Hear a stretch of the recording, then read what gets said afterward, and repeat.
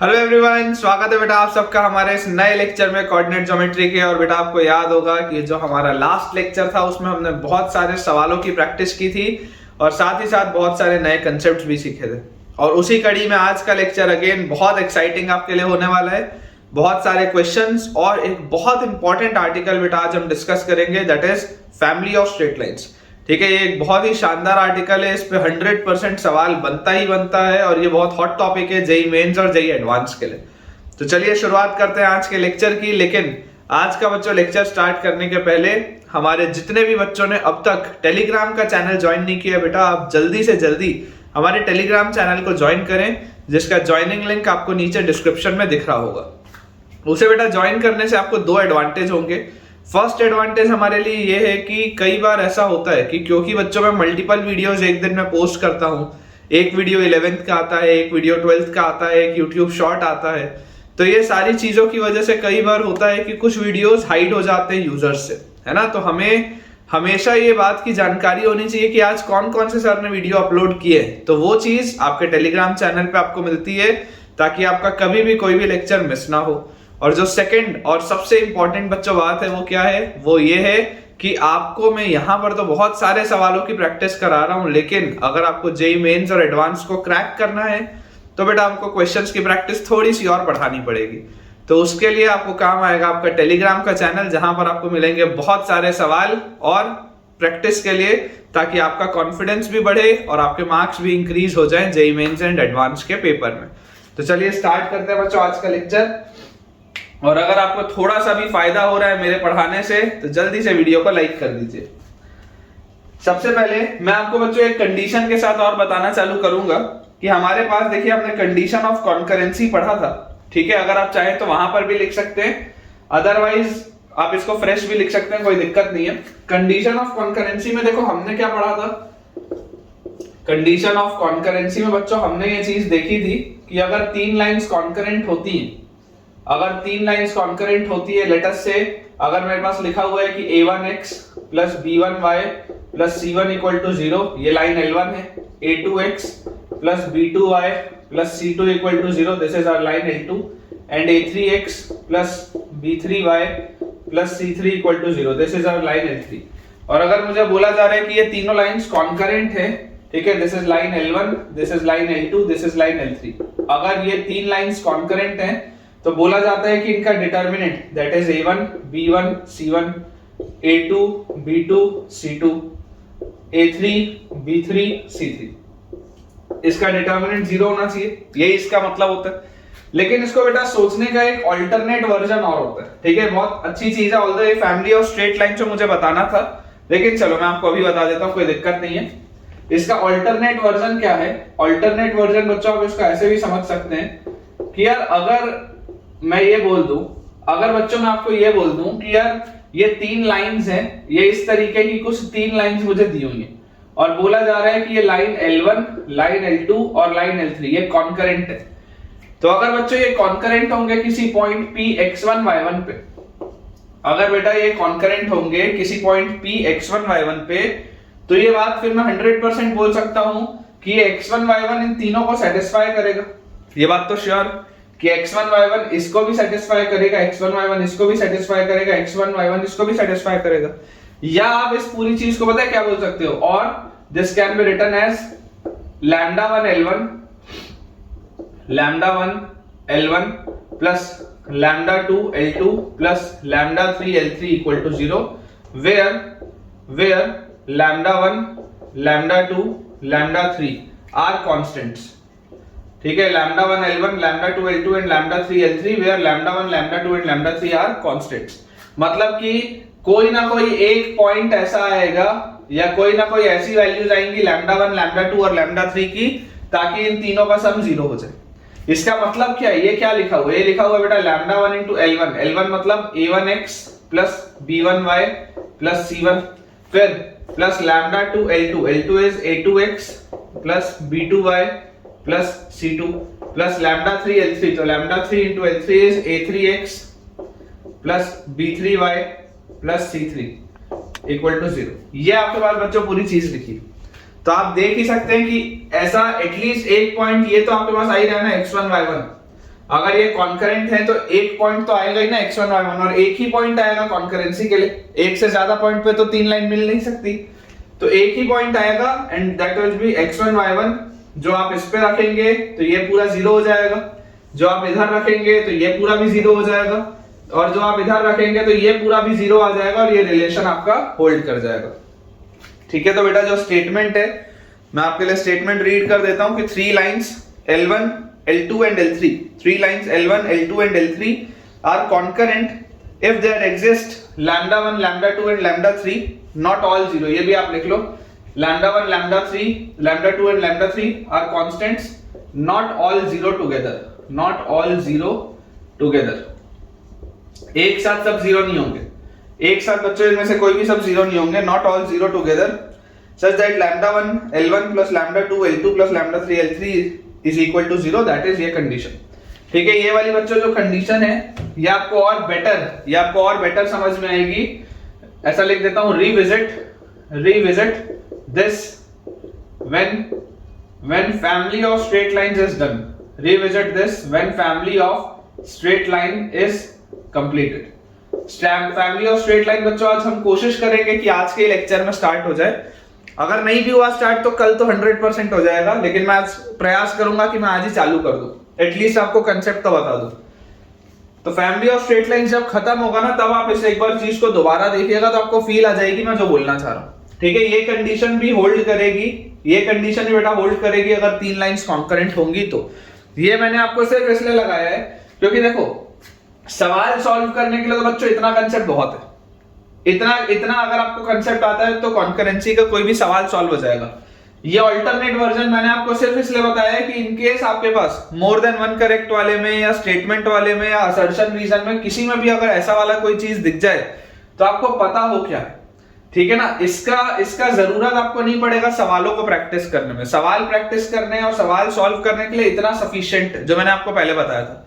लेकिन ये alternate version मुझे लगता है आपको पता होना चाहिए क्योंकि ये किसी ऑप्शन के थ्रू आ सकता है, तो आपको जानकारी में होना चाहिए। क्वेश्चन बच्चों अपने पास लिखा हुआ है, बहुत सारे आज अपने को सवाल करने हैं। पहला सवाल आज के लेक्चर का लिखा है,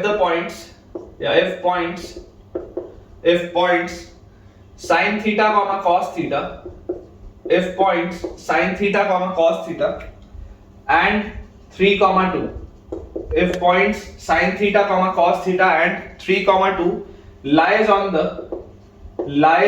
the same side of the line, lies on the same side of the line, lies on the same side of the line x plus y equal to 1, then find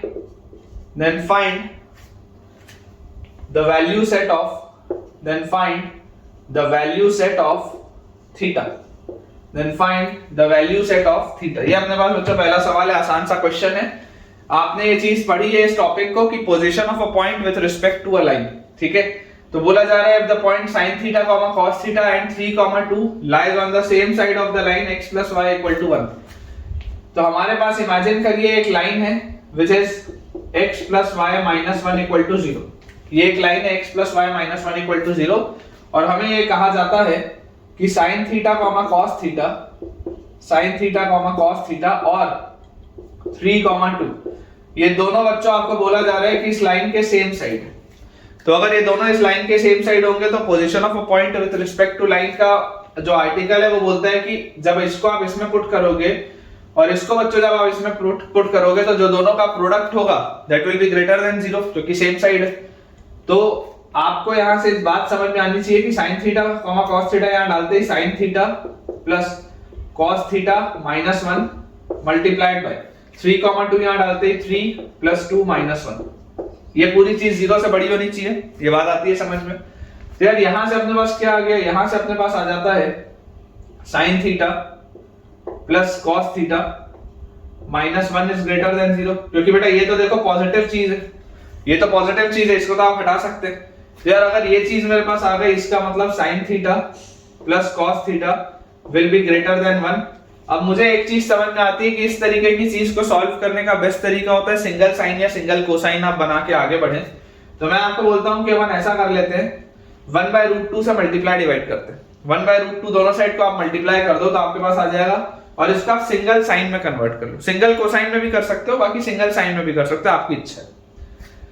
तो अगर बेटा मैं यहाँ पर मान लो 1/√2 से मल्टीप्लाई कर दूं तो यहाँ पे भी √2 आ गया, यहाँ पर भी √2 आ गया, तो यहाँ से अपने पास आ जाएगा, देखो अगर सिंगल साइन में मान लो मैं बदलता हूं तो मेरे पास लिखा है sin a cos b plus cos a sin b, और अगर मान लो मैं इसको सिंगल कोसाइन में बदलता हूं तो सिंगल कोसाइन में लिखा हुआ है cos a cos b plus sin a sin b। तुम्हारी जिसमें इच्छा है तुम उससे कर सकते हो, ठीक है। चलो मैं इसको सिंगल साइन में अगर बदलूं तो sin a cos b plus cos a sin b is sin of a plus b, sin of a plus b, ये आ जाएगा अपने पास, देख लो sin a cos b plus cos a sin b, and this is greater then, अगर single sign में बदल रहे हैं तो 1/√2 को बच्चों आप लिख सकते हैं sin of π/4, इसको आप लिख सकते हैं sin of π/4, ये बात अपने को आती है समझ में। अब अगर बेटा आपको दिख रहा है कि sin of थीटा plus π/4 is greater than sin of π/4, अपन ऐसा करते हैं इसका ग्राफ बना लेते हैं। अगर आप चाहो तो ये sin π/4 के बदले 1/2√2 भी लिखे रहने दे सकते हो, क्योंकि इक्वेशन तो है नहीं जो सॉल्व करना, अपन ग्राफ बनाते हैं, ग्राफ के थ्रू एनालाइज करते हैं हो क्या रहा है। देखिए ये आपके पास बच्चों इसका ग्राफ है, this is the graph of sine, ठीक है। अब अगर बच्चों मेरे पास ये ग्राफ इसका दिया हुआ है और मुझे बोला जा रहा है कि ये थीटा प्लस π/4 मैंने बनाया ना, दिस इज थीटा प्लस π/4, मतलब आप सोच के देखो साइन का ग्राफ 1/√2 से ऊपर, ये अगर मैं लाइन बोल दूं this is the line of 1/√2, this is the line of 1/√2, तो ये एक पॉइंट आएगा, ये एक पॉइंट आएगा आपके पास, ये बात तो आती है समझ में। और ये अगर मैं आपको बोल दूं this is the graph of theta plus π/4, ठीक है। साइन के साथ क्या लिखा हुआ है, थीटा प्लस π/4 लिखा हुआ है ना। अगर आप थीटा प्लस π/4 को मान लो फिलहाल के लिए t बोल दोगे, इमेजिन करो अगर आप इस पूरे को t बोल दोगे फॉर द टाइम बिंग, इसको अगर मैं t बोल दूंगा तो ये t के रिस्पेक्ट में आ जाएगा graph, this will be the graph in respect to t, कोई दिक्कत नहीं। तो sin t ग्रेटर देन 1/√2 आ रहा है, तो यार ये क्या होता है, ये वाला पॉइंट होता है π/4, ये वाला पॉइंट आपके पास कितना आ जाता है π माइनस π/4 मतलब 3π/4। तो क्लियरली आप ये बच्चों देख सकते हैं कि t जो है वो π/4 से 3π/4 के बीच में मूव करेगा, t का जो मूवमेंट होगा वो π/4 से लेकर 3π/4 के बीच में होगा, क्योंकि π/4 पर ये 1/√2 होता है, 3π/4 पर भी ये 1/√2 होता है, तो उसके बीच में ये ऊपर है। अब t क्या था, t अपने आप में थीटा प्लस π/4 था, तो थीटा प्लस π/4 जो है उसका बच्चों मूवमेंट आपके पास आ रहा है π/4 से 3π/4, तो थीटा का मूवमेंट क्या आ जाएगा, थीटा का मूवमेंट आ जाएगा, अगर मैं π/4 सब्ट्रैक्ट कर दूं तो 0 से π/2, थीटा का मूवमेंट अपने पास कितना आ जाएगा बच्चों, 0 से लेकर π/2। अब बेटा देखिए कोई भी नॉर्मल बच्चा इसका आंसर यही बोलेगा, कोई भी नॉर्मल बच्चा बेटा इसको सॉल्व करेगा तो इसका आंसर ये बोलेगा, लेकिन ये गलत है। ये गलत क्यों गलत है, इसलिए गलत है क्योंकि मैंने हमेशा आपको बोला है कि जब भी हमारे पास कोऑर्डिनेट ज्योमेट्री का सवाल आए और अगर आप उसका ग्राफ बना सकते हैं तो आपको एक बार ग्राफ बना के देखना चाहिए। आप बच्चों इसको देखो एक बार सोच के कि चलो यहीं पर मैं या यहाँ पर, चलो अगर मैं इसका ग्राफ बनाऊं, ठीक है, अपने पास दिया हुआ है लाइन, अपने पास क्या दी हुई है x plus y equal to 1, तो आपको क्लियरली दिख रहा है बेटा कि ये एक ऐसी लाइन है, ये इस तरीके की लाइन है जिसमें इंटरसेप्ट इसका क्या है, x इंटरसेप्ट भी 1 है, y इंटरसेप्ट भी 1 है, और स्लोप इसका -1 है, मतलब ये पॉइंट और ये पॉइंट आपको दिया है, this is 0,1 and this is 1,0। और हमको और इसमें क्या दिख रहा है, इसमें बच्चों हमको और ये चीज दिखाई देती है कि 3,2, क्लियरली बेटा जो 3,2 होगा वो इधर बाहर कहीं पर लाया करेगा, यहां पर कहीं पर बच्चों 3,2 आपके पास लाया करेगा, ये बात तो क्लियर है अपने पास। अब आप अगर समझने की बेटा कोशिश करें तो साइन थीटा मैक्सिमम कितना हो सकता है, साइन थीटा मैक्सिमम 1 हो सकता है, कॉस थीटा मैक्सिमम कितना हो सकता है, 1 हो सकता है, मतलब कि ये जो साइन थीटा कॉस थीटा है, ये साइन थीटा कॉस थीटा है, ये मैक्सिमम बच्चों इतने ही हिस्से में घूम सकता है, सिर्फ इतने हिस्से में, मतलब जब साइन थीटा मैक्सिमम 1 हो जाएगा तब यहां तक आपका पॉइंट आ जाएगा, जब कॉस थीटा मैक्सिमम 1 हो जाएगा तो यहां तक आपका पॉइंट आ जाएगा, मतलब ये इतने ही तो हिस्से में घूमना इसका पॉसिबल है, साइन थीटा कॉस थीटा का सिर्फ इतने हिस्से में, है ना। आप जब फ्यूचर में पहुंचेंगे तो आपको ये समझ में आएगा कि ये साइन थीटा कॉस थीटा जो बेसिकली घूमेगा ना वो इस सर्कल में घूमेगा, ये आपको फ्यूचर में समझ में आएगा, ये आपको फ्यूचर में समझ में आएगा, अदरवाइज अभी भी आप इसको बेटा आराम से समझ सकते हैं कि देखिए साइन थीटा जब नेगेटिव होगा तो इस साइड आ जाएगा, जब कॉस थीटा आपके पास पॉजिटिव होगा या कॉस थीटा नेगेटिव होगा तब भी इस साइड आपके पास पूरा आंसर आ जाएगा। बेसिकली सिर्फ इतना सा रीजन है, सिर्फ इतना सा बच्चों रीजन है पहले क्वाड्रेंट में जहां पर sine theta comma cos theta घूम सकता है और लाइन के इस साइड। ये समझने की आप कोशिश करिए 3,2 लाइन के इस साइड है। अगर आप चाहते हैं कि sine theta comma cos theta भी लाइन के उस साइड है तो आपके पास सिर्फ इतना ही रीजन है घूमने के लिए, और आपके पास बेटा कोई भी रीजन नहीं है। क्योंकि अगर साइन थीटा 1 से बड़ा तो हो नहीं सकता तो आप इधर तो आ नहीं सकते, कॉस थीटा 1 से बड़ा तो हो नहीं सकता तो आप ऊपर तो जा नहीं सकते, तो आपके पास इतना ही तो हिस्सा है घूमने के लिए। अदरवाइज तो आप हमेशा इस साइड लाई करेंगे लाइन के। तो हमको ये बात समझने की जरूरत है कि यार यहाँ पर जो ये थीटा है इसका मूवमेंट कहां से कहां हो रहा होगा। ये जो sine theta comma cos theta आपने लिखा हुआ है इसका मूवमेंट सिर्फ और सिर्फ जीरो से लेकर बच्चों आपके पास पाई तक भी नहीं हो सकता, क्योंकि 0 से पाई में कॉस का मूवमेंट क्या हो जाएगा, नेगेटिव। देखो ये जो हमने लिखा है ना कि t का मूवमेंट π/4 से 3π/4, तो बेटा आप ये समझिए कि ये जो π/4 से 3π/4 जब आप जा रहे हैं इसमें साइन को तो प्रॉब्लम नहीं है, ये जो साइन लिखा है उसको तो प्रॉब्लम नहीं है, लेकिन कॉस को तो प्रॉब्लम है ना। अगर आप यहाँ पर बच्चों π/2 क्रॉस करके आगे बढ़ गए, अगर आप इस π/2 को क्रॉस करके आगे बढ़ गए तो बच्चों π/2 को क्रॉस करके आगे बढ़ते ही कॉस आपका नेगेटिव होने लग जाएगा, और अगर कॉस नेगेटिव हो जाएगा तो y कोऑर्डिनेट आपका नेगेटिव आ जाएगा। फिर भले x कोऑर्डिनेट आपका पॉजिटिव भी हो, बच्चों, लेकिन अगर y कोऑर्डिनेट आपका नेगेटिव आने लग गया तो आप ये जो है इस लाइन के आप बाहर लाई कर जाओगे। ये जो लाइन आपने बच्चों बनाई हुई है ना इस लाइन के आप नीचे आ जाओगे तुरंत, क्योंकि यहाँ पर देखो ये आपके पास जो पॉइंट है, आप मान लीजिए देखिए किसी भी कीमत में साइन 1 को तो पार करेगा नहीं, तो साइन तो इतने में ही होगा, इतने हिस्से में ही होगा साइन तो हमेशा, और अगर कॉस नेगेटिव हो गया तो आप लाइन के नीचे आ जाओगे। थोड़ा सा पेचीदा है लेकिन ध्यान से सुनो जो मैं एक्सप्लेन कर रहा हूं। Sine theta comma cos theta बच्चों लिखा हुआ है, अगर आप π/2 पार करके आगे बढ़े तो π/2 पार करके आगे बढ़ते ही प्रॉब्लम क्या आएगा, साइन जो है, साइन तो हमेशा 0 से 1 के बीच में, साइन थीटा x कोऑर्डिनेट तो हमेशा इतना ही है, लेकिन y कोऑर्डिनेट क्या हो जाएगा, y कोऑर्डिनेट नेगेटिव हो जाएगा तो आप लाइन के इधर आ जाओगे, आपको तो लाइन के उस साइड होना था। इसका मतलब क्या है कि आपके पास मूवमेंट की जगह सिर्फ 0 से π/2 है, आपके पास मूवमेंट की जगह सिर्फ 0 से π/2 है, आप कहीं पर भी मूव नहीं कर सकते।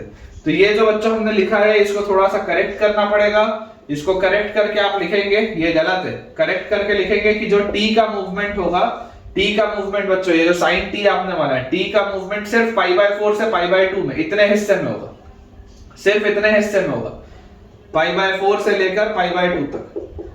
मतलब कि थीटा प्लस π/4 जो होगा, थीटा प्लस π/4 का मूवमेंट आएगा आपके पास π/4 से लेकर π/2 तक। इसका मतलब जो थीटा होगा उसका मूवमेंट आपके पास आ जाएगा 0 से लेकर π/4 तक।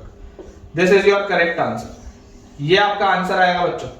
आप इसमें चाहें तो स्टार लगा लें, it is a very good question, it is a very good question. गलतियां होने के चांसेस बहुत हाई रहते हैं, ठीक है। ये बात मैं आपको फिर समझा दूं, जहां जहां आप बेटा ग्राफ बना सकते हैं वहां वहां पर आपको ग्राफ बना के देखना चाहिए। आपको क्लियरली दिख रहा है 3,2 के साइड पे अगर आपको लाई कराना है तो आप अगर π/2 के आगे बढ़ गए तो π/2 के आगे बढ़ते ही cos नेगेटिव हो जाएगा, cos नेगेटिव हो जाएगा तो आप नीचे उतर आओगे, आप नीचे उतर आओगे। भले आपका x कोऑर्डिनेट पॉजिटिव है लेकिन आप नीचे उतर आएंगे तो मतलब आप चौथे कोऑर्डिनेट में आ जाएंगे। आपको तो सिर्फ इधर रहना है, आपको तो सिर्फ इधर रहना है, ठीक है। इस बात का अपने को ध्यान रखना है। तो पर्टिकुलरली बच्चों ये सवाल अगर आपको अच्छा लगा हो और अगर आप भी इस सवाल में अटक गए हो एक बार में बनाने में, तो मुझे कमेंट्स में बताइए कि इसमें आपने आज कुछ नया सीखा या नहीं। अगला बच्चों अपने पास जो सवाल लिखा हुआ है उसमें लिखा है if the straight line through the point 3,4 through the point if the straight line through the point 3,4 through the point P 3,4 makes an angle π/6 makes an angle π/6 with the x-axis makes an angle π/6 with the x-axis and meets the line and meets the line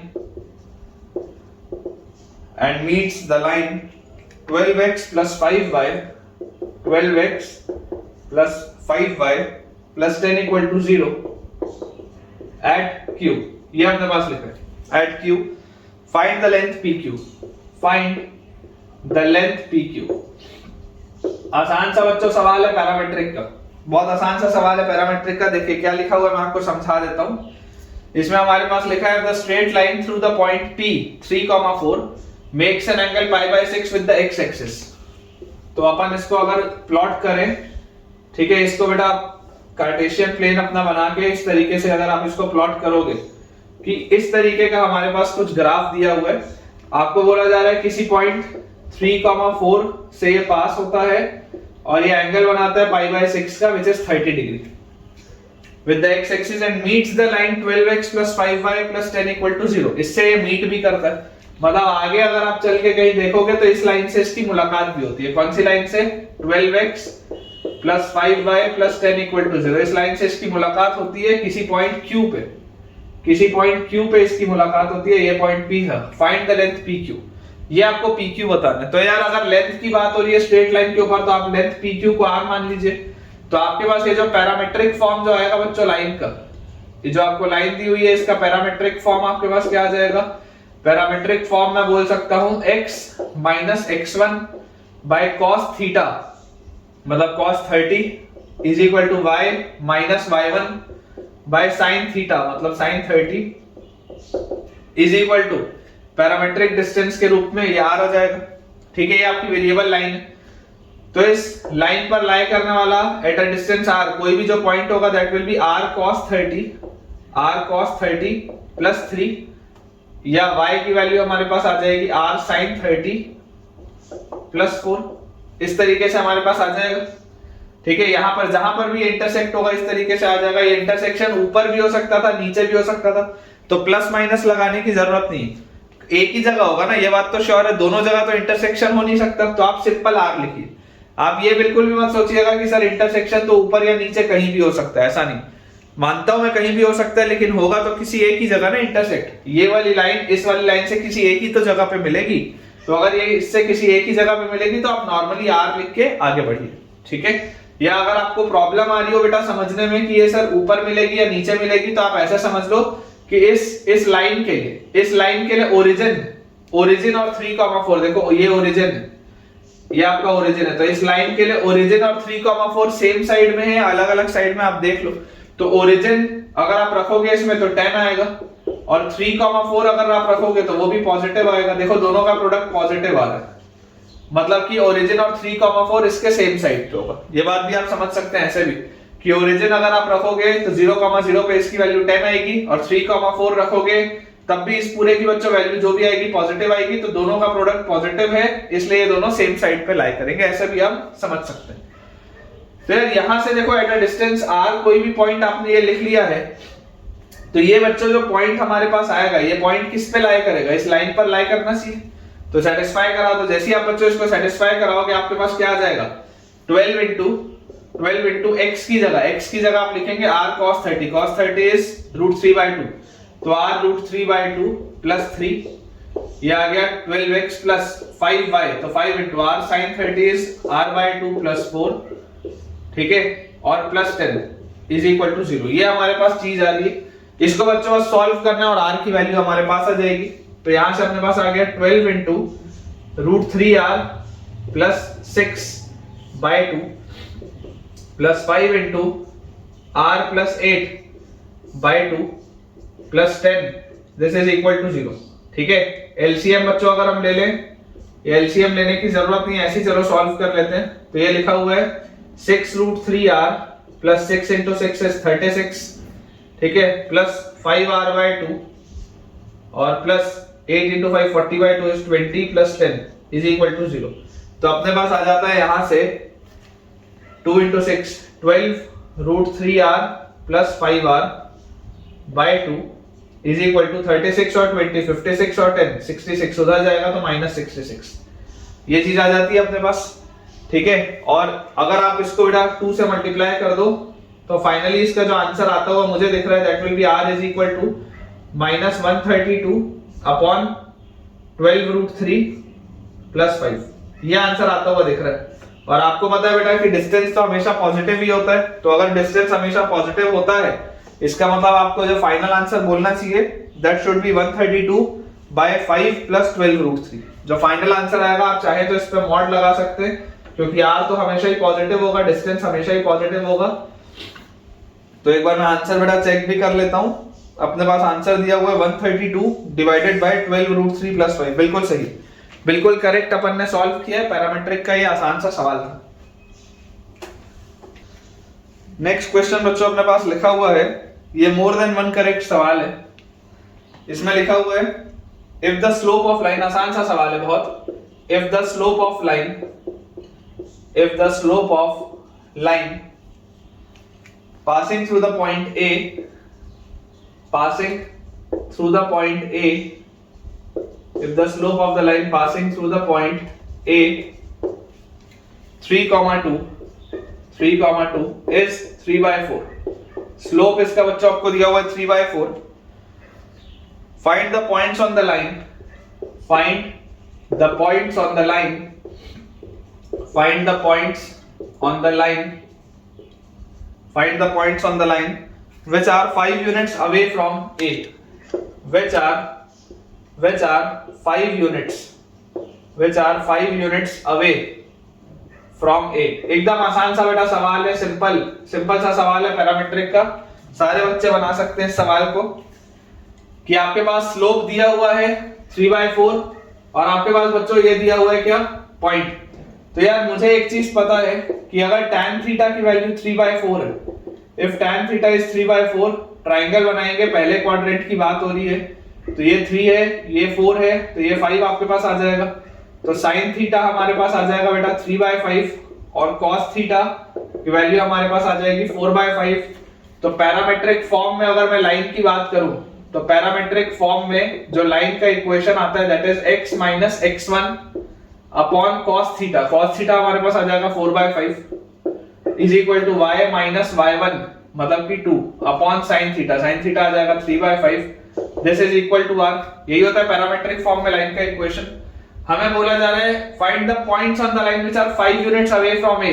तो बेटा r की value क्या हो सकती है, plus minus 5 दोनों ही हो सकती है, क्योंकि 5 यूनिट दूर ऊपर भी हो सकता है, 5 यूनिट दूर नीचे भी हो सकता है। तो x का वैल्यू हमारे पास आ जाएगा plus minus 5 into 4/5 plus 3 and y का वैल्यू हमारे पास आ जाएगा प्लस माइनस 5 इंटू 3/5 प्लस 2। तो अगर आप प्लस के साथ आगे बढ़ते हैं तो x की वैल्यू आ जाएगी 5 और 4/5, 5 से 5 कटेगा 4 प्लस 3 7 और y की वैल्यू आ जाएगी 5 से 5 कटेगा 3 प्लस 2 5। और अगर हम माइनस के साथ आगे बढ़े तो 5 से 5 कटेगा -4 प्लस 3, तो x will be -1 and y will be -5 के साथ आगे बढ़ेंगे, 5 से 5 कटेगा -3 प्लस 2 इज अगेन -1। ये आंसर आएगा बेटा। एकदम आसान सा सवाल था, थोड़ा सा आपको बस कॉन्फिडेंस देने के लिए। फाइनल आंसर विल बी 7,5, बिल्कुल सही है। और उसके बाद बेटा एक अपना आंसर आ जाएगा -1,-1, बिल्कुल सही है बेटा। अगला सवाल बेटा अगेन थोड़ा बेटर क्वेश्चन है। क्वेश्चन में आपके लिए नोट कर देता हूं, स्टार लगा लेंगे।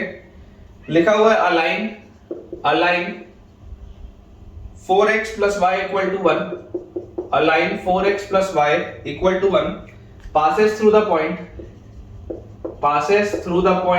a line 4x plus y equal to 1 passes through the point a 2, -7, passes through the point a 2, -7 and meets the line BC and meets the line BC whose equation is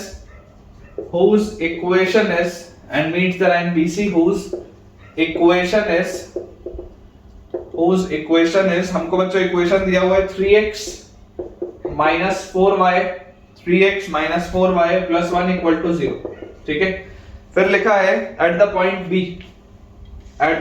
B, ये इसको मिलता है at the point B। Finally बच्चों अपने से पूछा जा रहा है find the equation of the line AC such that find the equation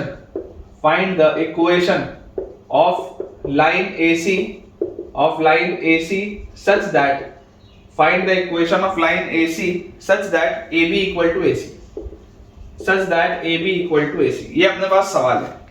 ठीक है, देखिए दोबारा एक बार मैं आपके लिए बच्चों इसको रीड कर देता हूं। लिखा हुआ है a line 4x plus y equal to 1 passes through the point 2, -7। देख लो आप 2, -7 अगर आप इस पे रखोगे तो सेटिस्फाई हो जाएगा, बिल्कुल सही बात है।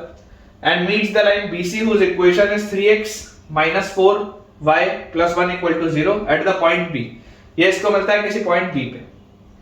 Find the equation of the line AC such that AB equal to AC। मैं इसका बेटा फिगर आपको बना के समझाता हूं। अगर आपको एग्जैक्ट ग्राफ के थ्रू बनाना हो तो आप इसको एग्जैक्ट ग्राफ के थ्रू भी बना सकते हो, या अगर आपको रफ फिगर बनाना हो तो आप रफ फिगर भी बना सकते हैं। इमेजिन करिए बच्चों, हमारे पास एक लाइन ये दी हुई है 4x plus y equal to 1। मैं रफ फिगर आपके लिए बना रहा हूं। ये लाइन है और ये लाइन आपको बेटा दिया हुआ है कि ये पॉइंट A से पास हो रहा है। ये जो लाइन है ये आपको दिया हुआ है पॉइंट A से पास हो रहा है 2,-7 से, and meets the line BC। ये वाली लाइन जो है ये BC को बच्चों मीट करता है। This meets the line BC at point B। ये लिखा है ना, and meets the line BC whose equation is 3x minus 4y plus 1 equal to 0। ये BC वाली लाइन को मीट करता है एट पॉइंट B। ये लाइन इसको मीट की at point B। Find the equation of the line AC such that AB equal to AC। Find the equation of line AC। Find the equation of line AC such that AB equal to AC। मतलब कि आपको ये AB वाले side को AC के बराबर करना है। आइसोसेलेस ट्रायंगल की बात हो रही है। आपको इसका इक्वेशन बताना है। आपको जो इसका इक्वेशन बताना है, ये आइसोसेलेस ट्रायंगल की यहाँ पर बात हो रही है। अब आप समझने की कोशिश करिए कि अगर आइसोसेलेस ट्रायंगल होगा तो अगर ये एंगल अल्फा है तो ये एंगल भी अल्फा होना चाहिए, इसमें तो कोई डाउट नहीं है। मैं बेटा बोलता हूं आप मुझे इस लाइन का स्लोप बताओ, व्हाट इज m1। इस लाइन का स्लोप आपके पास आ जाएगा -4। What is m2। इस लाइन का स्लोप अपने पास कितना आ जाएगा 3/4। क्लियरली आपको दिखाई दे रहा है दोनों लाइंस परपेंडिकुलर तो है नहीं और हो भी नहीं सकती। तो यार मैं आपको बोलता हूं कि देखो इन दोनों के बीच में जो एंगल अल्फा है वही एंगल अल्फा तो इन दोनों के बीच में भी होगा, तभी तो आइसोसेलेस ट्रायंगल होगा। करेक्ट है बात। तो यहां से हमको बेटा देखो क्या चीज मिल जाएगी, यहां से हमको मिल जाता है कि अल्फा की वैल्यू होगी कितनी। तो अगर आप acute angle between these two lines निकालें tan अल्फा, क्योंकि ऑब्वियसली एंगल एक्यूट होगा, तो tan alpha will be mod of m1 m2, मतलब -4 -3/4 m1 m2 upon 1 plus m1 m2 दोनों का प्रोडक्ट। तो दोनों का प्रोडक्ट आ जाएगा -3। तो यार यहां से अपने पास कितना आ गया 4 × 4 16 और 3 19। तो -19 का मॉड 19 बाय 4 नीचे है और आपके पास यहाँ पे 1 -3 -2 और 4 -8, तो 19/8 आएगा बेटा। मॉड्यूलस अगर आप सॉल्व करेंगे तो tan अल्फा जो एक्यूट एंगल इनके बीच में होगा alpha will B tan inverse 19/8, या इसके लिए tan अल्फा की वैल्यू आ जाएगी 19/8। अब मुझे इसका स्लोप नहीं पता, लेकिन बेटा अगर मैं आपको स्लोप ऑफ AC अगर मैं m मान लूं, let m be the slope of AC, let m be the slope of AC, तो अगर मुझे m की वैल्यू मिल गई तो मजा आ जाएगा, क्योंकि इस इक्वेशन का स्लोप मिलते ही आप AC का इक्वेशन लिख सकते हो, क्योंकि जिस पॉइंट से पास हो रहा है वो तो आपको पता है। तो यार अगर मैं ये बोलता हूं कि मैंने m मान लिया AC का स्लोप, तो मुझे एक बात पता है कि इस लाइन m जिसका स्लोप m है और ये वाला m2, इन दोनों के बीच में तो एंगल अल्फा ही होगा, इनके बीच में तो एंगल अल्फा ही होगा। तो मैं बोल सकता हूं कि tan अल्फा और किसके बराबर आएगा, tan alpha will be mod of m1 m2, मतलब m -3/4 bye 1 plus m1 m2, दोनों का प्रोडक्ट इज 3m/4, इसके बराबर होगा। और tan अल्फा अपने आप में किसके बराबर है, दिस इज इक्वल टू 19/8, ये अपने आप में 19/8 के बराबर है। तो यहां से आपके पास आ जाता है 4m - 3 अपॉन ये 4 इस 4 से कटेगा 4 + 3m, और इसका मॉड जो है ये खुलेगा तो this will be equal to 19/8 या -19/8। मॉड को अगर बेटा मैं डायरेक्टली सॉल्व कर लूं तो मैं इसको इस तरीके से लिख सकता हूं कि मॉड जब आप ओपन करेंगे तो राइट साइड में या तो 19/8 आएगा या तो -19/8 आएगा। मॉड अपन ने ओपन कर लिया। यहां से बेटा आप सॉल्व करके देखिए m की वैल्यू निकालिए, तो 100% मैं आपको बोल रहा हूं, देखो ये m की दो वैल्यूज आएंगी, एक वैल्यू यही आएगी, देख लेना, एक वैल्यू ये -4 ही आएगी, दोनों में से कोई एक। क्यों मैं ऐसा बोल सकता हूं, क्योंकि इस लाइन के साथ टोटल 2 लाइंस हैं जो अल्फा एंगल बना सकती हैं। इस लाइन के साथ टोटल 2 लाइंस हैं जो अल्फा एंगल बना सकती हैं। एक तो आपको दिया हुआ है ना, आपको दूसरा निकालना है। तो आप जब इस इक्वेशन को सॉल्व कर रहे हो और आपको दिख रहा है कि 2 इक्वेशन आ रहे हैं, तो 100% दोनों में से एक तो इसी का आंसर देगा, करके आप देख लो।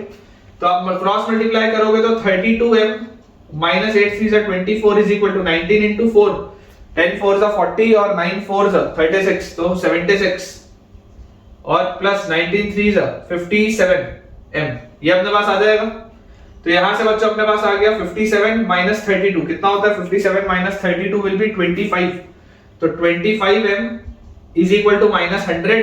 देख लो, एक तो वही वैल्यू आ रही है, m की वैल्यू -4, m की वैल्यू -4 एक तो आ रही है क्योंकि वो यही वाली लाइन है। बेसिकली आप जब इसको सॉल्व कर भी रहे हो बेटा, तो ये एक मॉड्यूलस फंक्शन जब आपने लगाया हुआ है तो आपके पास अगर दो रिजल्ट्स आ रहे हैं तो दोनों में से एक तो यही आएगा ना, जो ऑलरेडी दिया हुआ था। इसको आप अगर चाहें तो अपने वर्ड्स में नोट डाल के लिख भी सकते हैं। अपने वर्ड्स में लिखिएगा कि इस लाइन के साथ, ये जो BC लाइन है इसके साथ ऐसी दो लाइंस होंगी जो अल्फा एंगल बना रही होंगी। एक लाइन ये वाली होगी और एक लाइन ये वाली होगी। तो अगर ये दो लाइंस इसके साथ अल्फा एंगल बना रही हैं, तो अगर आप इनको सॉल्व करेंगे तो यार एक तो यही आ जाएगा -4 और दूसरे वाले में से फिर ये वाला आंसर आएगा। तो इसको भी सॉल्व कर लो। 8 का जैसे आप मल्टीप्लिकेशन करेंगे तो 32m - 3 इज इक्वल टू -76 और -57m, ये आ गया। तो अपने पास बेटा 57 और 2 59 और 30 89m इज इक्वल टू अपने पास कितना आ जाएगा -73।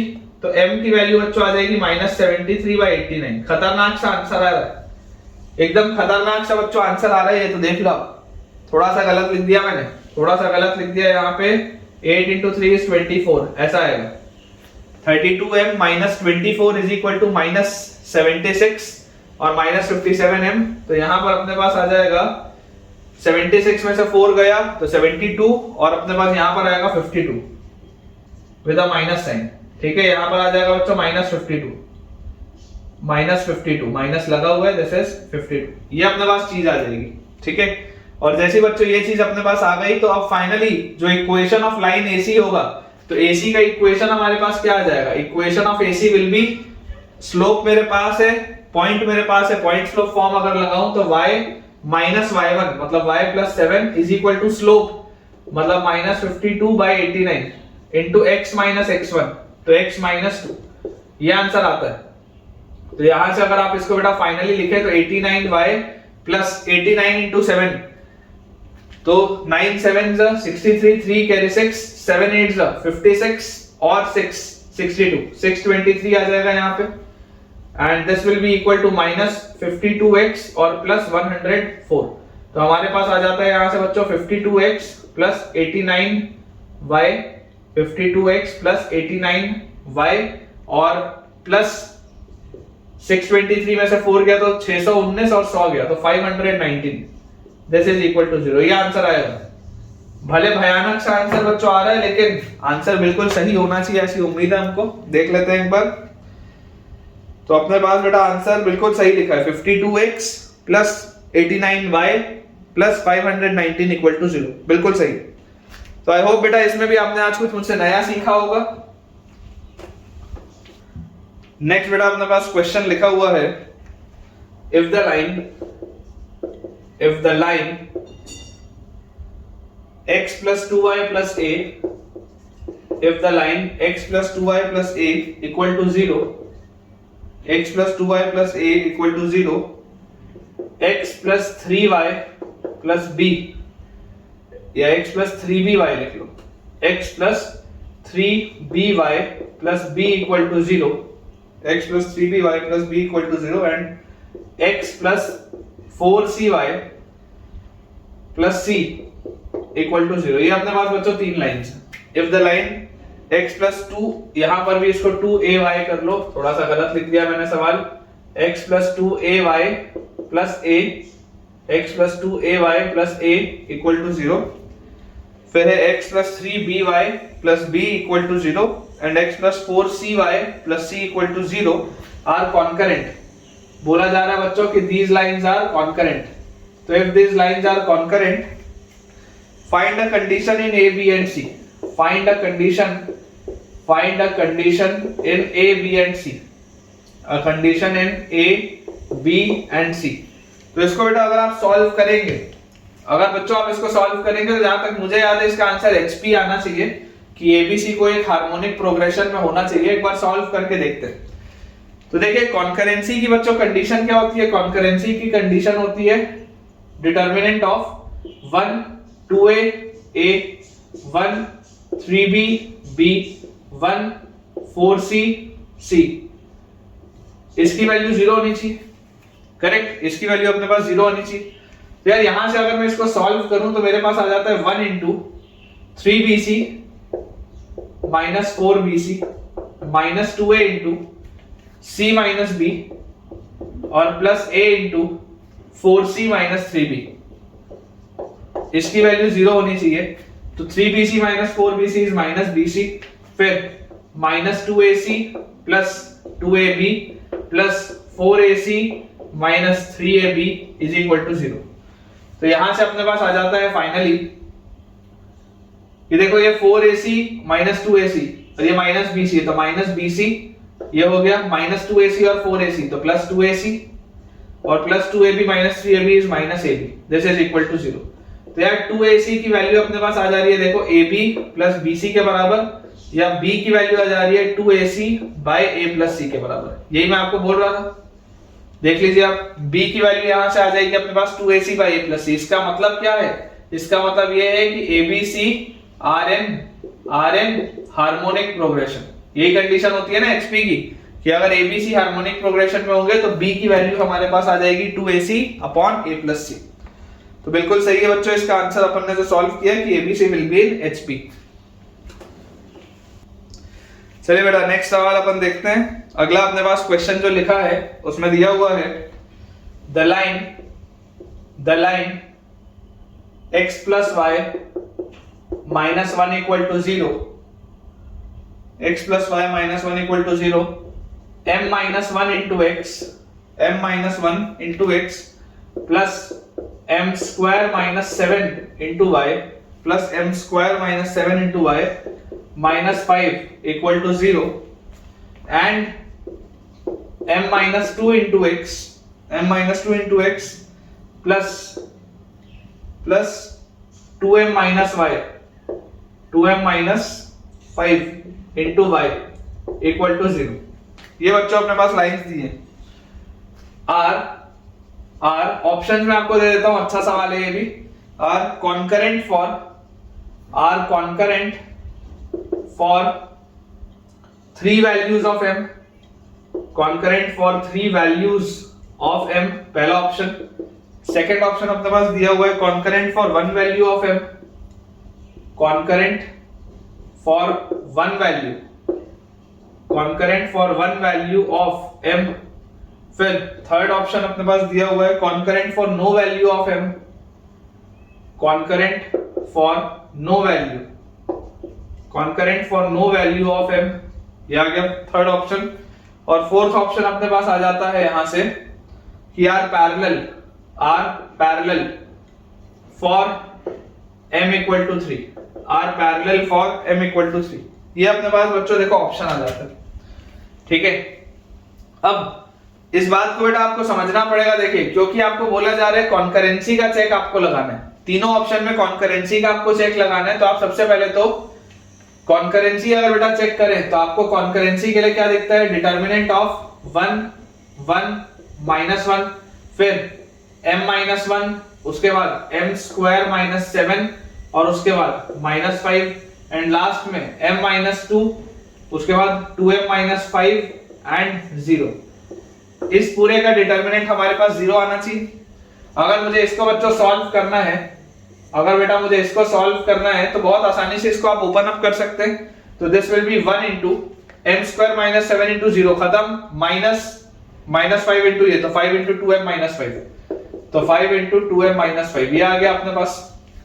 फिर माइनस 1 इंटू आप अगर देखेंगे तो m माइनस 1 इंटू 0 खत्म हो गया, और माइनस 5 इंटू ये चीज, तो अगेन 5 इंटू m माइनस 2 और माइनस 1 इंटू लास्ट वाला minus 1 into m minus 1 into 2m minus 5, m minus 1 into 2m minus 5, m minus 1 into 2m minus 5 minus m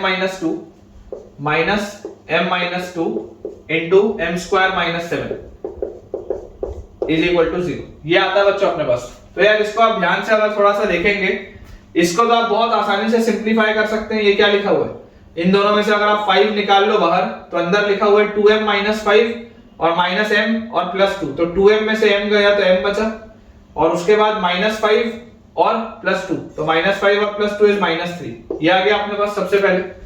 उसके बाद माइनस साइन से अगर आप ओपन करेंगे तो माइनस आपके पास आ गया m minus 1 into 2m minus 5 और फिर माइनस ऑफ माइनस प्लस हो गया तो plus m minus 2 into m square minus 7। इस पूरे की बच्चों वैल्यू आपके पास आती है 0।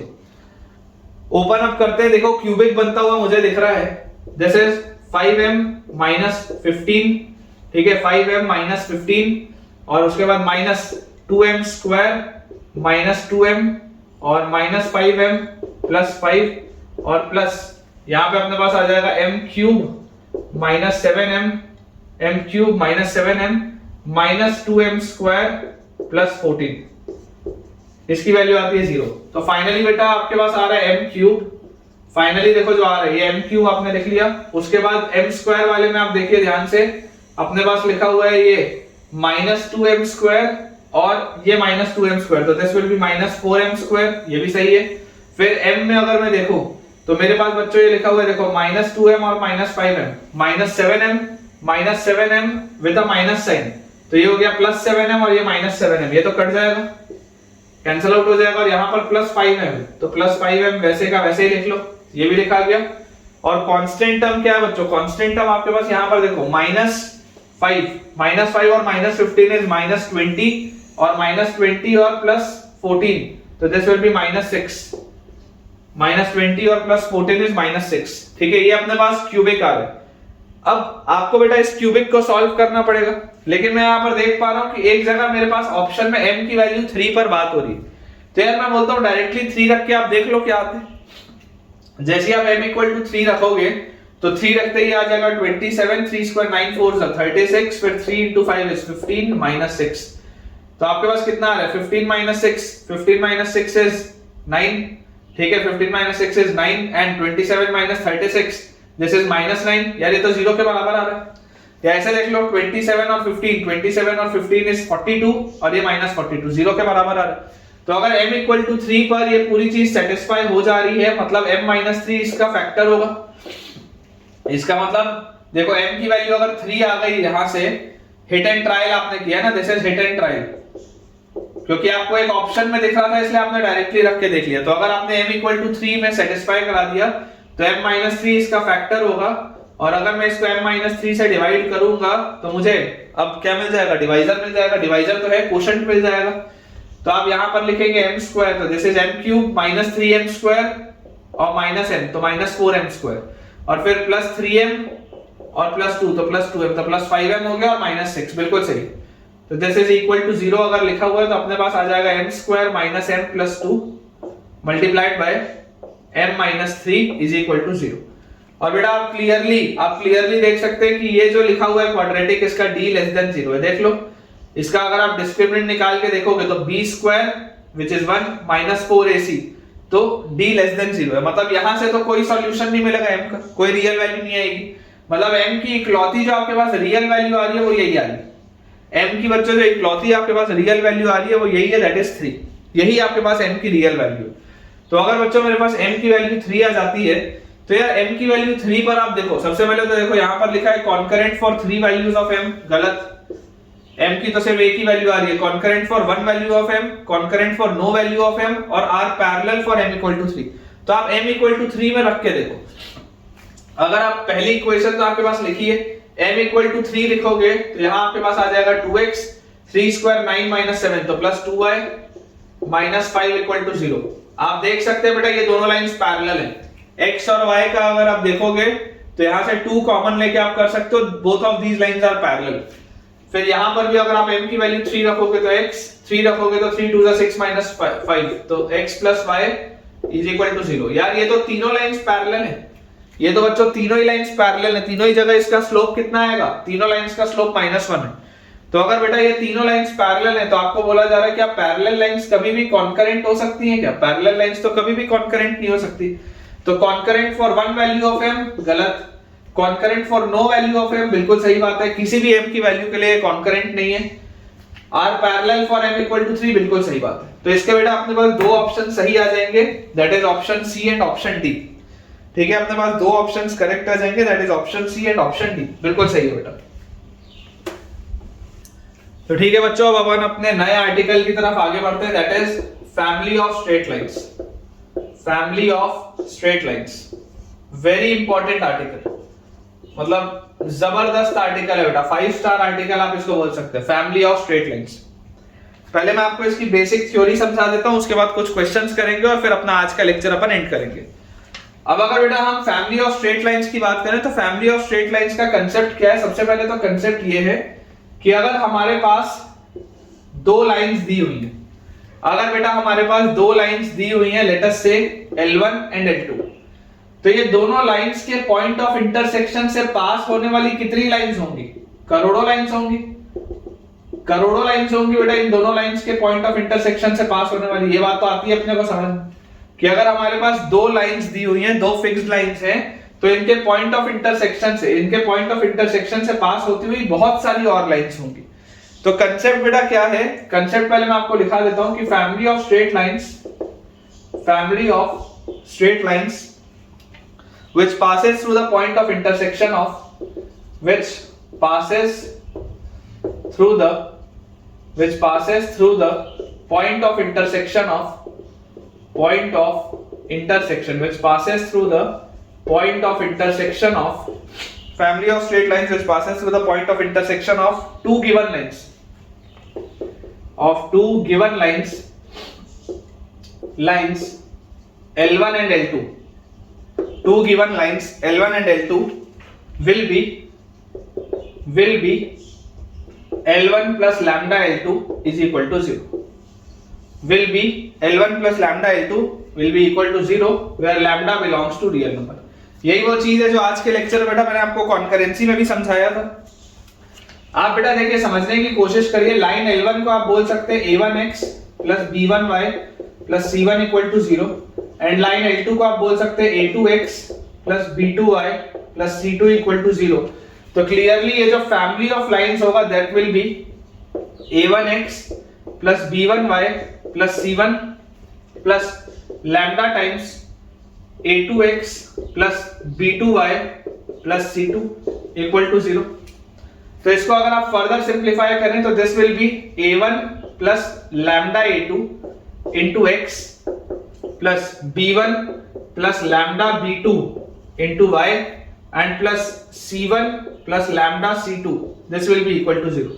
क्लियरली बेटा आप देख सकते हैं यहां पर A1, B1, A2, B2, C1, C2, lambda सब कांस्टेंट्स हैं, तो ये भी एक लीनियर इक्वेशन है। This is also a linear equation in x and y, therefore it is also a straight line, it is also a straight line।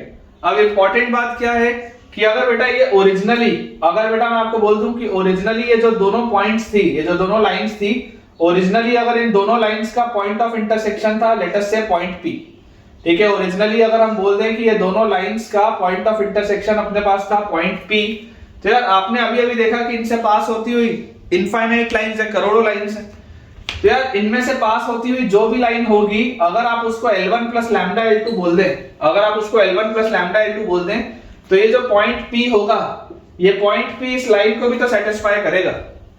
अगर बेटा point P जो है, पॉइंट P अगर आपके पास L1 को सेटिस्फाई कर रहा है, L2 को सेटिस्फाई कर रहा है, तो इनके पॉइंट ऑफ इंटरसेक्शन से पास होने वाली कोई भी और लाइन हो, इनके बेटा पॉइंट ऑफ इंटरसेक्शन से पास होने वाली कोई भी और लाइन हो, पॉइंट P उसको भी सेटिस्फाई करेगा। मतलब कि आप बोल सकते हैं दिस इंप्लाइज पॉइंट P जो होगा satisfies L1 plus lambda L2। जो पॉइंट P होगा बच्चों, ये L1 plus lambda L2 को भी क्या करेगा? सेटिस्फाई करेगा, as P satisfies L1 equal to 0 as well as L2 equal to 0। आप बच्चों जब पॉइंट P को इसमें डालेंगे, L1 में, तो L1 सेटिस्फाई हो जाएगा। इसी पॉइंट P को जब आप L2 में डालेंगे तो ये L2 भी सेटिस्फाई हो जाएगा। तो अगर ये L1 को भी सेटिस्फाई कर रहा है, L2 को भी सेटिस्फाई कर रहा है, तो L1 plus lambda L2 में भी जब आप डालोगे पॉइंट P को, तो L1 0 हो जाएगा, L2 0 हो जाएगा, तो ये इक्वेशन सेटिस्फाई हो जाएगा ना आपका, ये जो इक्वेशन है आपका सेटिस्फाई हो जाएगा। बहुत आसान सी बात है, ठीक है।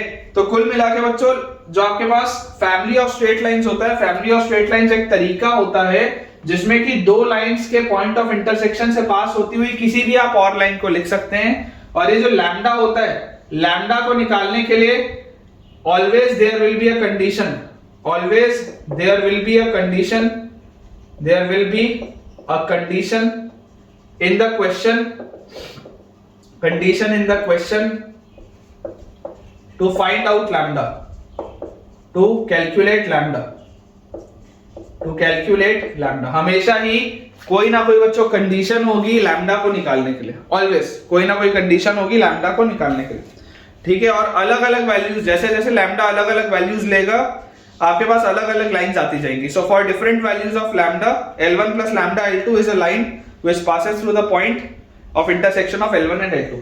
So as lambda changes, equation of line will change, equation of line will change। Basically family of lines का बोलने का मतलब क्या है? फैमिली ऑफ लाइंस मतलब एक परिवार है, एक ग्रुप है लाइंस का जिनमें एक कॉमन चीज है। किसी भी चीज की बच्चों जब आप फैमिली की बात कर रहे हैं तो फैमिली में हमेशा कोई ना कोई चीज कॉमन होती है। फैमिली में हमेशा, जैसे अभी जो हम फैमिलीज बोलते हैं उनके सरनेम सेम होते हैं, ठीक है। तो वैसे ही अगर आप फैमिली की बात कर रहे हैं तो फैमिली में बच्चों कोई चीज एक कॉमन होती है, और उसमें कॉमन चीज क्या है? कॉमन चीज इन सारी लाइंस में, कॉमन चीज इन सारी लाइंस में ये है कि ये सारी लाइंस इस पॉइंट P से पास होती है। व्हाट इज कॉमन इज कि ये सारी लाइंस पॉइंट P से पास होती है, या ये सारी लाइंस को आप रिप्रेजेंट कर सकते हैं इस फैमिली से, और पॉइंट P इन सबको सेटिस्फाई करेगा। मैं आपको सवाल कराता हूं, उससे बेटा आपको क्लैरिटी और आएगी। देखिए बेटा मैं आपको सवाल कराता हूं, सवाल से अब क्लैरिटी आपको आना स्टार्ट होगी। एक ही अपन क्वेश्चन करेंगे, लिखा हुआ है two lines are given by, two lines are given by L1 which is 3x minus 4y, 3x minus 4y plus 6 equal to 0, L1 which is 3x minus 4y plus 6 equal to 0, and L2 अपने पास बच्चों दिया हुआ है x plus y plus 2 equal to 0, x plus y plus 2 equal to 0। Find the equation of the line, find the equation of the line, find the equation of the line passing through the intersection of, passing through the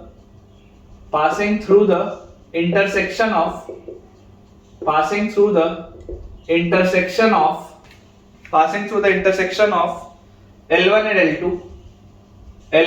and L2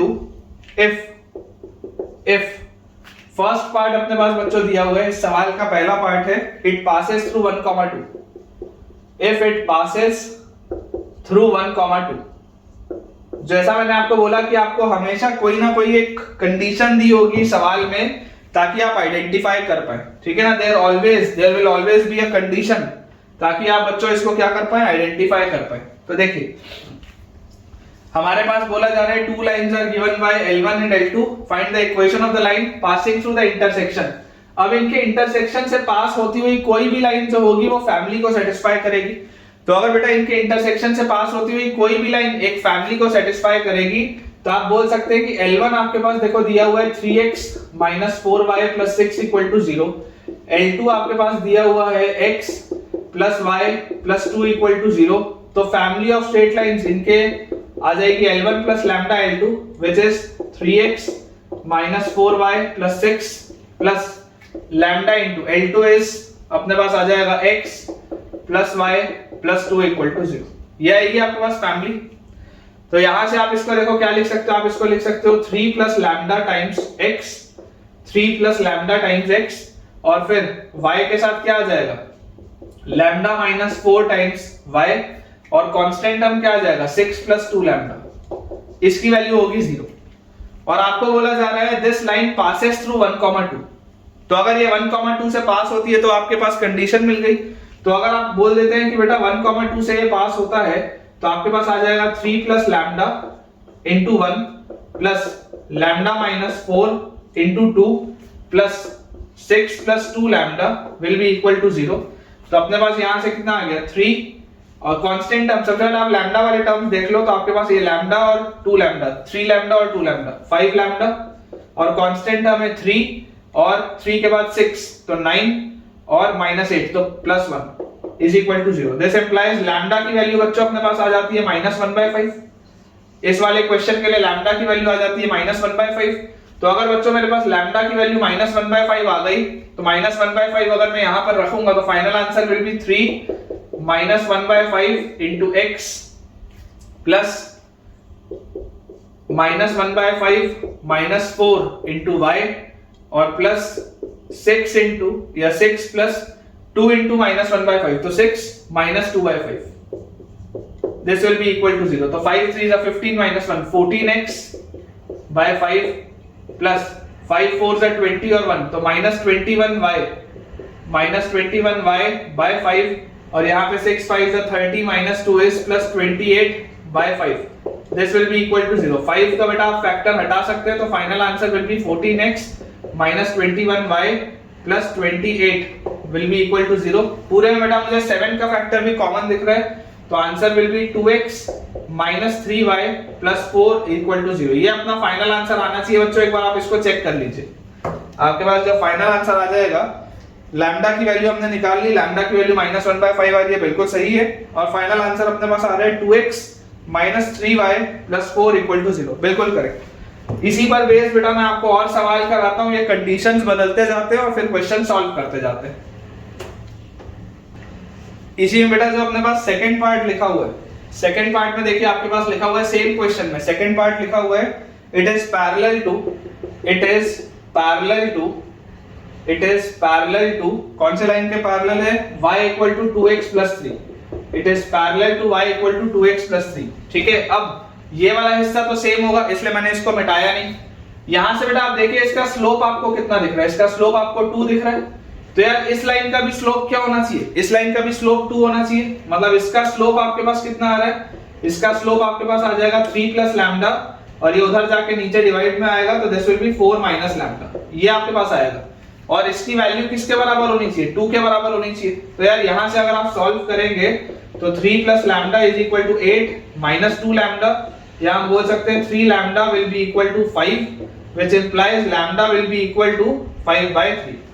अब बेटा अगर lambda की value अपने पास 5/3 आ गई तो final answer क्या आ जाएगा, 3 plus 5/3 times x, 3 plus 5/3 times x plus 5/3 minus 4 times y plus 6 plus 2 into 5/3 is 10/3।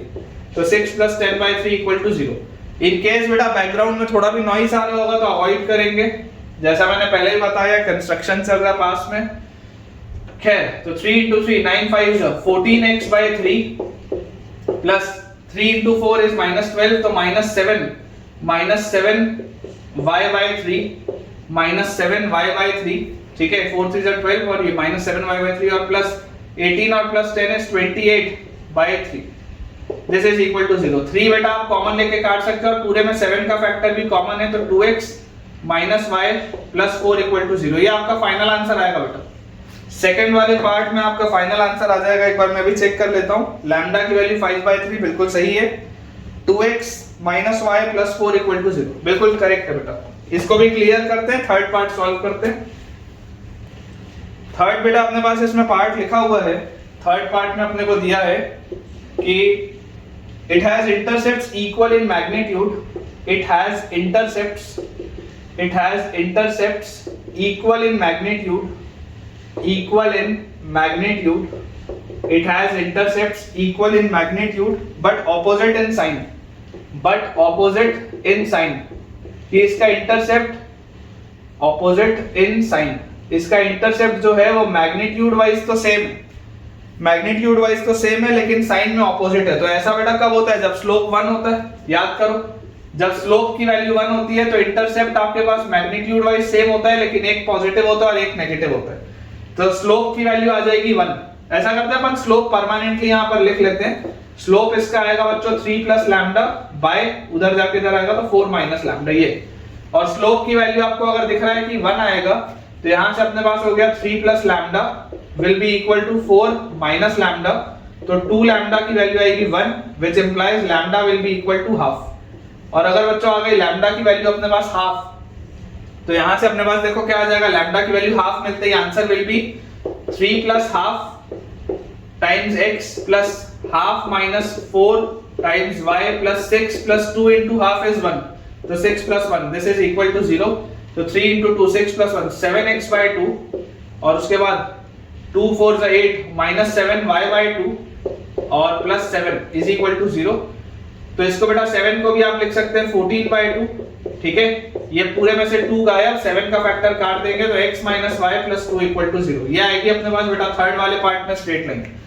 अगर आप चाहते हैं कि इसका स्लोप पॉजिटिव आए, स्लोप 1 आए, तो अपने पास बेटा जो थर्ड वाला पार्ट है उसमें आंसर आ जाएगा, देखो लैम्डा की वैल्यू हाफ, बिल्कुल सही है, x minus y plus 2 equal to 0, बिल्कुल सही है बच्चों। चलिए आगे बढ़ते हैं।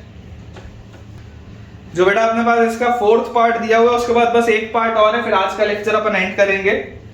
तो फोर्थ पार्ट में अपने पास लिखा हुआ है, पार्ट 4 में, it is parallel to x axis. If it is parallel to x axis, it is parallel to x axis. अब अगर बच्चों ये एक्स एक्सिस के पैरेलल, अगर बेटा ये एक्स एक्सिस के पैरेलल है, तो एक्स एक्सिस के पैरेलल कोई भी जो लाइन होती है, एक्स एक्सिस के पैरेलल बच्चों कोई भी जो लाइन होती है उसका स्लोप क्या होता है, 0 होता है। उसका स्लोप अगर 0 आता है मतलब कि this will be equal to 0, तो लैम्डा की वैल्यू -3 तुरंत आ जाएगी, और लैम्डा की वैल्यू अगर -3 आएगी तो आप इसमें यहां पर जब इसको बेटा पुट करेंगे तो 3 - 3 into x, 3 - 3 into x plus -3 रखेंगे तो -3 - 4 into y, और प्लस -3 यहां रखेंगे तो 6 - 6 इज इक्वल टू 0। तो यार ये तो खत्म हो गया, 0x और -7y प्लस 0 इक्वल टू 0। बेटा यहां से तो y की वैल्यू 0 आ गई, और y की वैल्यू 0 तो क्या होता है, x एक्सिस होता है, तो पैरेलल टू x एक्सिस बोला जा रहा है, लेकिन आंसर तो x एक्सिस ही आ जा रहा है। इसका बच्चों आंसर तो x एक्सिस ही आ जाएगा। देखो आप जब इसको सॉल्व करोगे y equal to 0 is your final answer, ठीक है। y इक्वल टू 0 बच्चों आंसर अपना आ जाएगा, बिल्कुल करेक्ट है। एक लास्ट पार्ट इसका और करते हैं, फिर आज का लेक्चर अपन एंड करेंगे। फाइनली बेटा जो लास्ट अपने पास पार्ट है उसमें लिखा हुआ है, फिफ्थ पार्ट में क्वेश्चन में अपने को बच्चों दिया है, it is at a distance, if it is at a distance, it is at a distance of √2 units from origin, of √2 units, it is at a distance of √2 units from origin। अगर origin से बच्चों इसकी दूरी है √2 units, ठीक है। ये अपने पास सवाल दिया हुआ है। अब देखिए जैसे ही बच्चों आप इसको सॉल्व करेंगे तो आपको क्लियरली इसमें स्लोप का तो यूज नहीं आएगा, ओरिजिन से आपको बेटा इसका डिस्टेंस बताना है। तो इस लाइन का ओरिजिन से डिस्टेंस क्या होगा, इस लाइन का ओरिजिन से डिस्टेंस आ जाएगा, 0 रखोगे तो ये 0, फिर 0 रखोगे तो ये 0, plus 6 plus 2 lambda divided by under root of इसका स्क्वायर मतलब लैम्डा प्लस 3 का स्क्वायर प्लस इसका स्क्वायर मतलब लैम्डा माइनस 4 का स्क्वायर, इस पूरे का मॉड, इसकी वैल्यू √2 है, ठीक है। इसकी बच्चों वैल्यू √2 है। ऐसा अपन करते हैं, दोनों साइड स्क्वायर कर देते हैं तो मॉड भी हट जाएगा और ये नीचे वाला रेडिकल साइन भी हट जाएगा। तो अगर आप स्क्वायर कर दें दोनों साइड तो आपके पास आ जाएगा, इसमें से देखो 2 बाहर निकलेगा तो 2 बाहर और 3 प्लस लैम्डा, ठीक है, और इसका आपने कर दिया स्क्वायर, और नीचे वाले में से रेडिकल हट गया तो लैम्डा प्लस 3 का स्क्वायर और प्लस लैम्डा माइनस 4 का स्क्वायर, और इसका आपने अगर स्क्वायर किया तो आपके पास आ गया 2। तो अपने पास बेटा जो पूरी चीज आ रही है that is 4 into lambda plus 3 का square is equal to 2 into lambda plus 3 का square plus 2 into lambda minus 4 का स्क्वायर, ये आ जाएगा। तो यहां से क्या आ गया बेटा अपने पास, देखो ये इस साइड आ जाएगा तो ट्वाइस ऑफ लैम्डा प्लस 3 का square is equal to twice of lambda minus 4 का स्क्वायर, 2 से 2 गया, एक्सपैंड करते हैं तो lambda square plus 6 lambda plus 9 is equal to lambda square minus 8 lambda plus 16। Lambda square से लैम्डा स्क्वायर गया तो बच्चों यहां से 14 लैम्डा की वैल्यू अपने पास आ जाती है 7 के बराबर, 16 माइनस 9 इज 7, तो लैम्डा की वैल्यू आ जाएगी हाफ के बराबर। और एक बार अगर बेटा मुझे लैम्डा की वैल्यू मिल गई हाफ तो final answer will be 3 plus 1/2 मतलब 7x/2, फिर हाफ मिलते ही यहां पर अपने पास आ जाएगा 1 माइनस 1 तो माइनस 7y/2, और हाफ यहां पर जैसे आप रखोगे तो प्लस 7। यार ये तो आंसर पिछले वाले में भी आया था, इस 7 को आप लिख सकते हैं 14/2, पूरे में से 2 कॉमन लेके हटा दो और 7 भी कॉमन है तो अपने पास आंसर आ जाएगा x - y + 2 = 0। चेक कर लेते हैं बेटा अपना आंसर। तो अपने पास लैम्डा की वैल्यू हाफ आएगी, बिल्कुल सही है। And the final answer will be x minus y plus 2 equal to 0, बिल्कुल करेक्ट है बेटा। तो विद दिस बच्चों हम अपने आज के लेक्चर के एंड पे पहुंच चुके हैं और मुझे उम्मीद है कि आपको फैमिली ऑफ स्ट्रेट लाइंस का कंसेप्ट समझ में आया होगा। और उसके साथ साथ मैंने आज आपको कुछ सवालों में ऐसे भी कंसेप्ट सिखाए जो मुझे लगता है कि शायद आपके लिए अच्छे रहे हों। तो अगर आपने बेटा आज मुझसे कुछ भी नया सीखा हो तो मुझे इमीडिएटली आप कमेंट से बताइए कि आज आपने क्या नया सीखा और आज के लेक्चर के थ्रू आपको किस तरीके से फायदा हुआ। और अगर आपको आज का वीडियो पसंद आया तो वीडियो को लाइक करें, चैनल को सब्सक्राइब करें और दोस्तों के साथ इस वीडियो को और इस चैनल को प्रमोट भी बेटा करें, शेयर करें, ताकि उनकी पढ़ाई भी बहुत अच्छे तरीके से हो पाए। Thank you.